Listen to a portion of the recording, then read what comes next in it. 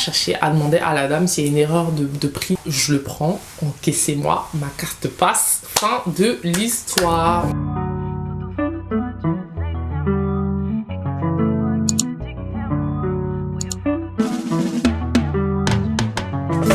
Hello les chichous, bienvenue dans cette nouvelle vidéo que j'avais trop hâte de faire. Je pense que c'est pas la peine de vous dire à quel point je suis excitée, je pense que ça se voit. J'essaie de canaliser mon énergie parce que je me dis s'il y a des gens qui tombent sur ma chaîne pour la première fois, ils vont se dire c'est pas cette grosse folle. Enfin bref, aujourd'hui on se retrouve pour un unboxing de mon premier sac Chanel.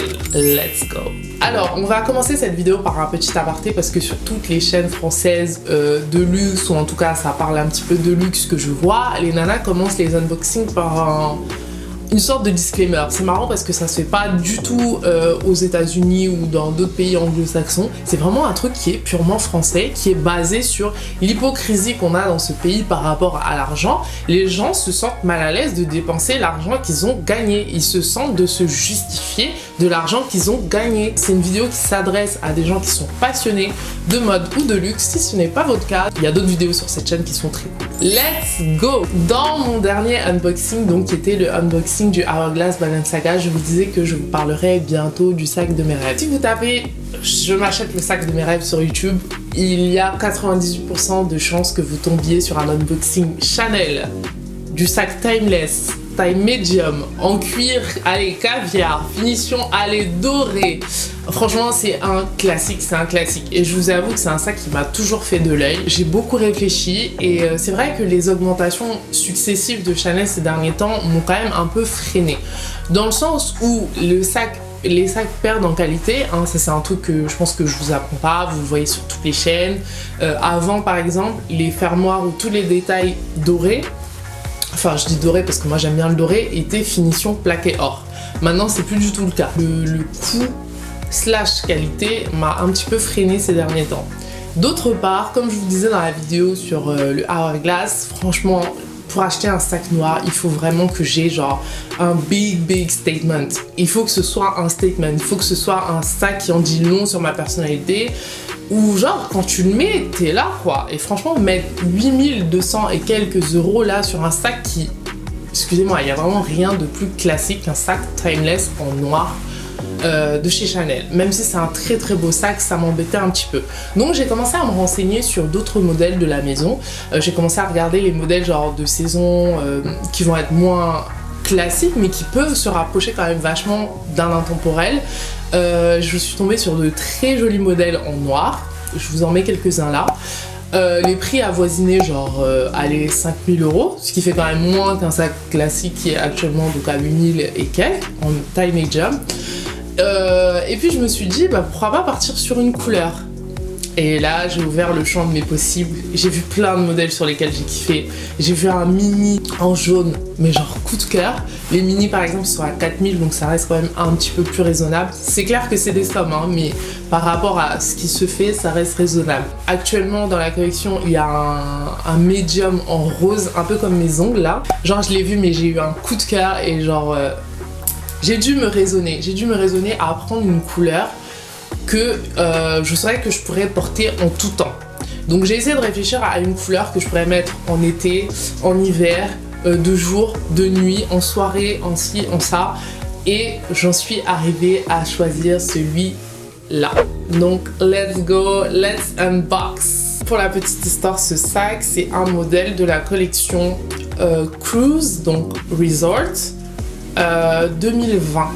Donc c'est un modèle qui quand même date un petit peu. Je pense qu'il est sorti au moment où il y avait tout ce qui est Covid, confinement, et il y avait quand même pas mal de touristes en moins. Donc il faut savoir que Chanel c'est quand même beaucoup de touristes qui achètent, et surtout que moi j'ai acheté à l'aéroport Charles de Gaulle. Du coup en fait je suis arrivée, j'ai demandé à la conseillère de vente est-ce que vous avez du rouge à tout hasard, sachant que je savais que la collection actuelle il y avait plus du rose, il y avait plus, je crois qu'il y a un peu de baby blue, je crois qu'il y a du violet, mais en tout cas rouge c'était pas dans les couleurs de la saison. Je pense que de manière générale vous avez pu le voir même chez Zara ou quoi, il n'y a pas énormément de rouge, on est plus sur du fuchsia, plus sur du violet, des couleurs vraiment très pop. Enfin le rouge c'est pop mais c'est pas genre là actuellement dans la tendance. Et du coup j'ai demandé est-ce que vous avez du rouge, et la nana me dit franchement là non, on n'a pas trop de rouge et tout. Et moi je me disais bah je vais partir sur un mini, comme ça je pourrais le mettre un peu plus en soirée, un côté un petit peu plus habillé. Et elle me dit non, franchement on n'a pas de rouge et tout. Elle ouvre son placard à tout hasard et là elle tombe sur The Baby. Elle tombe sur ce sac en rouge et elle me le montre, et franchement coup de cœur.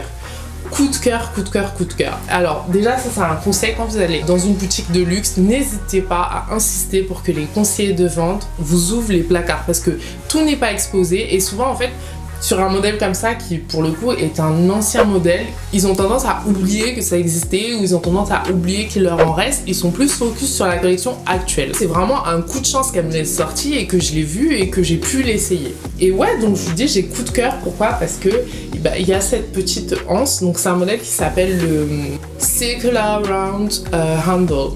Donc il y a cette petite anse en forme de cercle là, la petite chaînette pour le porter en porté-épaule. Et ce que j'aime bien, c'est que franchement c'est la longueur parfaite pour moi. Donc moi je mesure 1m70, c'est une longueur qui est parfaite pour moi. Donc je peux le porter comme ça, je peux le porter comme ça, je peux le porter comme ça, et je peux le porter en crossbody. Ou ça, je peux le ranger dans la poche qui est là, le mettre à l'intérieur. Il y a vraiment différents portées. Au niveau de la taille, on est sur une taille qui va être équivalente au Timeless en small. Vraiment 1 cm, je crois qu'il est 1 cm plus long comme ça, et peut-être 1 cm de moins ici. C'est un cuir lisse, cuir d'agneau, donc c'est assez délicat, c'est assez précieux, il faut faire attention. Elle me l'a répété, en plus c'est une couleur. À l'intérieur, c'est un single flap, donc c'est pas un double flap. À l'intérieur, c'est comme ça, c'est une grande poche. Il y a une petite poche là. Vous voyez ou pas? Ouais, il y a une petite poche là. Dans la poche, il y a la petite carte d'authenticité. Chacha. Au niveau du prix, attention, accrochez-vous bien. Accrochez-vous bien parce que vous allez péter votre tête. C'est pour ça que je l'ai acheté là. En fait, je comptais acheter mon sac genre fin d'année. Je faisais mes petites économies, j'avais mes petits sous de côté. Et je tombe sur ce sac là et je regarde un petit peu l'étiquette et je vois 3 900 € en prix normal et 3 393 je crois en prix détaxé, vu que du coup c'est à l'aéroport. J'ai même pas cherché à discuter, j'ai même pas cherché à demander à la dame s'il y a une erreur de prix ou quoi que ce soit. J'étais genre, je le prends, encaissez-moi, ma carte passe, fin de l'histoire. Et en fait, bah du coup, comme c'est un sac d'une ancienne collection, je pense qu'il a pas du tout subi les hausses Chanel qu'il a pu y avoir tous ces derniers temps, parce que vraiment sur les 2 dernières années, on est sur du plus 500 limite à chaque saison. C'est pas un sac qui voulait reconduire, du coup ils ont pas fait d'augmentation de prix. Il est resté à 3 900 avec la détaxe 3 393. Et franchement, je n'aurais jamais pensé pouvoir m'acheter un sac Chanel à ce prix-là. Franchement, ça aurait été une bêtise de ne pas l'acheter. Je suis vraiment très très contente. C'est du coup mon meilleur achat de l'année. Il a un côté vraiment tendance, en même temps classique. Quand je cherchais, quand il était sorti, je suis tombée sur un blog où une nana expliquait du coup que le prix de base c'était 3 900 quand il est sorti, du coup en 2020. Et elle expliquait que c'était kind of un classique, genre un timeless, mais avec a little twist. Et c'est vraiment ça, c'est vraiment how I feel. Il est un peu plus souple, il est moins rigide que, vous voyez, hein, genre là et tout. Bon là il est vide, il y a pas grand chose dedans. Il est un peu plus souple qu'un timeless, mais je sais pas, j'aime beaucoup. Niveau look, c'est un modèle que je vais pouvoir porter, franchement, comme je vous ai dit, day to night. Le rouge, ça va très bien avec des nuances de bleu. Donc là, cette petite chemise avec un petit jean, avec une petite paire un petit peu colorée. Ça va bien aussi avec des nuances de blanc, de crème, de beige. L'ensemble que j'avais dans le vlog de Miami, par exemple. A look. Et aussi, franchement, en mode soirée avec une petite robe noire, ça fonctionne toujours. Je vous avoue, j'aime pas trop l'association noir et rouge, mais quand c'est vraiment par petites touches, genre full noir et une toute petite touche de rouge, j'ai coché une grosse case, une très très grosse case de mes sacs Gaulle. Là, sur ma liste de sacs Gaulle, honnêtement, il m'en reste 2. en numéro 1, le Lady Dior que j'ai toujours voulu, franchement. En fait, ce sac, une fois, on me l'avait prêté pour aller en mariage. J'ai tellement eu un coup de cœur. Je l'ai mis, mais genre avec une robe noire, une petite paire de talons, mais c'était tellement élégant. C'est un sac qui, genre, te uplift. Genre le sac qui te dit let me upgrade you. Je sais pas quand je l'achèterai parce que franchement en 2022 là ça y est, c'est terminé. Ouais, du coup le Lady Dior en couleur phare, taille small. Le ABCD Dior qu'on peut customiser parce que j'aime bien en plus la grosse anse là. Genre je mettrais mes initiales, enfin genre mon prénom J et l'initiale de ma fille comme d'hab, Gigi. Et en numéro 2, je n'en démords pas. Le Sunset de Saint Laurent, je le veux, je le veux. Alors du coup pas en noir parce qu'en noir je l'ai beaucoup trop vu.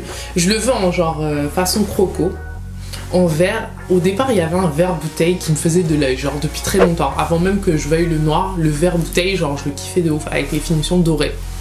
Et là ils ont sorti un vert genre si turquoise. Je pète ma tête les gars, je vous le mets là. Je pète ma tête. Genre c'est à dire que j'ai tellement d'idées de look avec ce sac. J'en ai besoin dans ma vie en fait. Voilà mes 2 sacs gold sur ma liste. Voilà. Je suis trop contente d'avoir partagé ce petit moment avec vous, ce petit moment unboxing, ce petit moment sharing. Si vous avez kiffé cette vidéo, n'hésitez pas à mettre un petit pouce bleu pour m'encourager. Si vous avez kiffé l'énergie de cette petite chaîne, n'hésitez pas à vous abonner. Je vous fais de gros bisous et je vous dis à bientôt dans une prochaine vidéo. Mouah.